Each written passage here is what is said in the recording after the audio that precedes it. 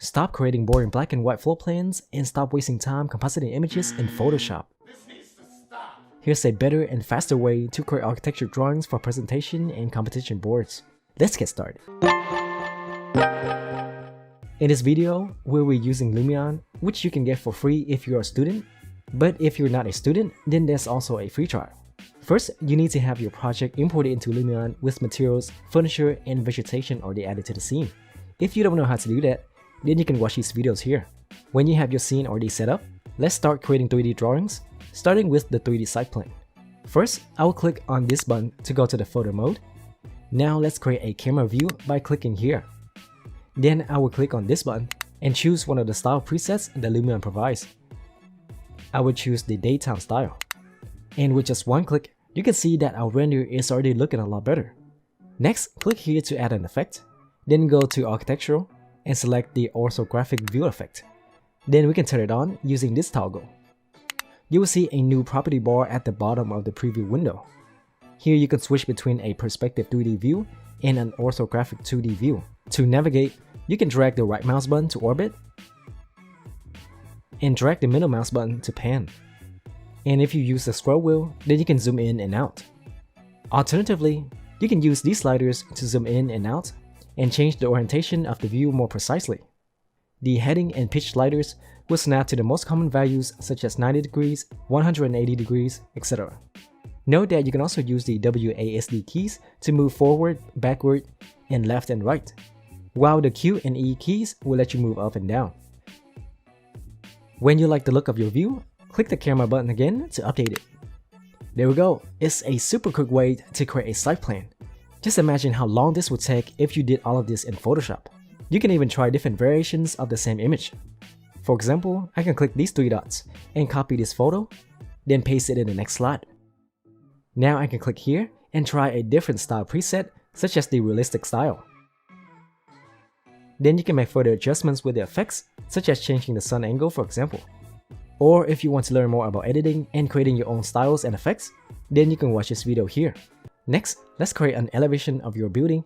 Again, I will copy and paste one of the existing views to the new slot.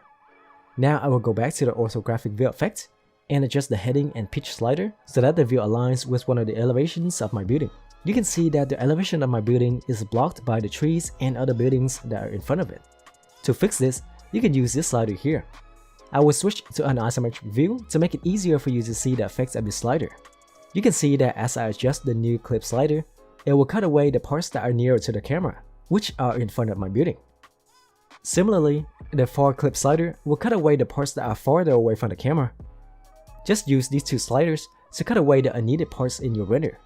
Note that you can hold the shift key while dragging the slider for a more precise value.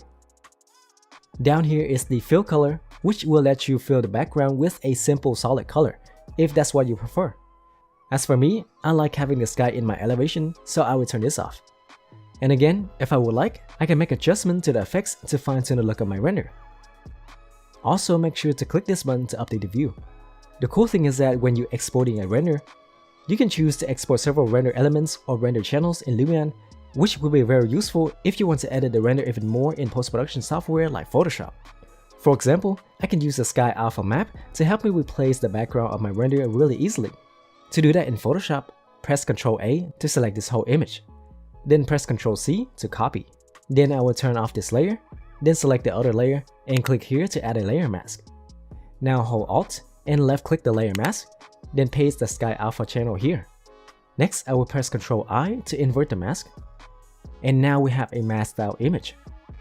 Then we can drag in a new background for our sky and make some quick color adjustments. Pretty cool, huh? Next, let's create a 3D section cut. This is similar to the elevation, so I just need to copy and paste the elevation view. Then I can change the angle of the camera if I like. In this case, I will create a section cut through the long side of my building. Now, I can adjust the new clip amount until it cuts through my building like so. After that, I can change the lighting so that the sun shines through my building in a way that it gives more depth to the render, making it more dynamic. You can see that the interior looks a little dark, so I can go to the shadows effect and increase the brightness so that it's not too dark. There we go. Now I can edit this in Photoshop, such as adding another background, or you can also add post shade to the section if you like. Later in the video, I will show you how to overlay a line drawing on top of the render floor plan, which is even faster. And that looks great. Next, let's create a 3D floor plan.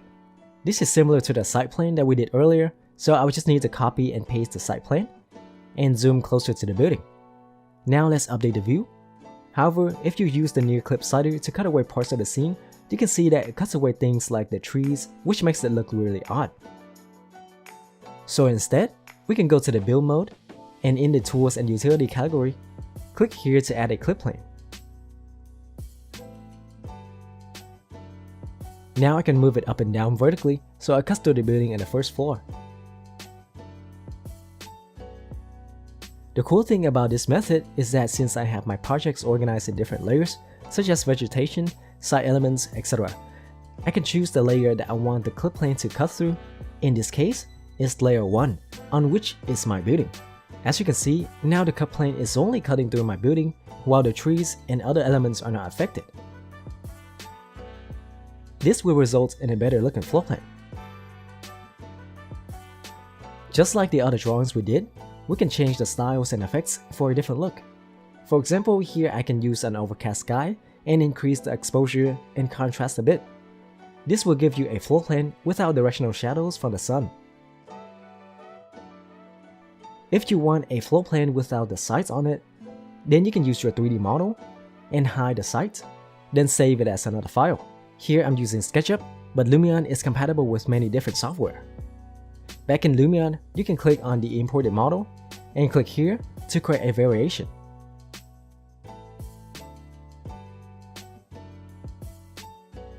Now for the new variation, I will hold Alt and click here to load in the new model that I just created.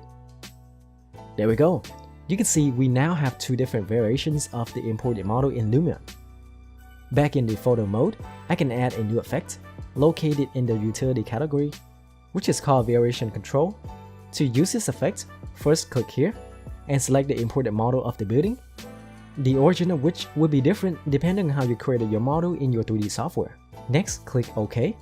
Now you can switch between the different variations using this slider. This will help you control the variations in different views. Additionally, I can add the layer visibility effect and turn off the layers for vegetation and site elements. However, I want these trees to be visible, so I will select them and change their layer to a different layer, which will be visible in this view. That looks good. You can see that the clip plane also affects the other views that we created. By using the same method, we can move the clip plane to another layer. You can rename the layer accordingly if you want to be organized. Then add a layer visibility effect and turn off the clip plane layer. Just apply this method to all the views if you need. A bonus tip is that you can export a line drawing from your 3D software. Then in Photoshop, you can import it and overlay on top of the render from Lumion by setting the blend mode to multiply. Also, render elements are very useful for post-production. For example, you can use the Material ID channel to make it easier to make a selection. And by using that selection, you can make adjustment to the material, or overlay a color on top of it, or replace it with a different texture. The lighting render element is also useful. You can add it to Photoshop and make some quick adjustment to create a clay render effect. The possibilities are endless. And that's how to create beautiful 3D drawings for your presentation boards. If you want to learn more about Lumion and how to create beautiful renders for your hero shots, then I recommend you watch this Lumion playlist here. That's all for today. Stay inspired guys, and I will see you next time.